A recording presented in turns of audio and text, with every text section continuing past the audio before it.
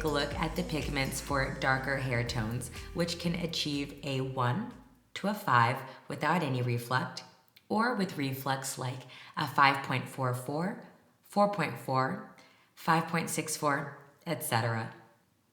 As you can see on the Ostwald Star, there's only one pigment which will provide coverage for darker tones, that being saffron. It is possible to add a touch of honey, but not too much. At least half of the affixing pigments should then consist of saffron. There are 5 neutralizing pigments: cappuccino, brownie, black forest, navy, and black pepper. To know exactly which pigment does what, we have summarized them in a table. Let's take a look at cappuccino, the weakest of the neutralizing pigments. This pigment will moderately darken and neutralize the color. Next in line is brownie, which will moderately darken and neutralize the color, but will keep a warm reflect.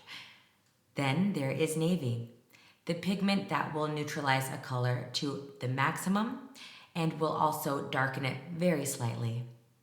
The opposite color is black forest, which will darken to the maximum and neutralize only very slightly. The last color is black pepper, a very balanced pigment that will both darken and neutralize in a very harmonious way.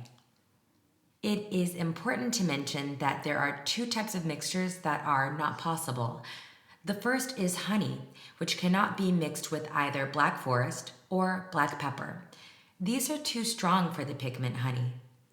That means that the mixture of honey and saffron can only be used in combination with the other 3 neutralizing pigments: cappuccino, brownie, and navy. Secondly, the affixing pigment saffron and the neutralizing pigment cappuccino cannot be combined when only saffron is used as a binding pigment.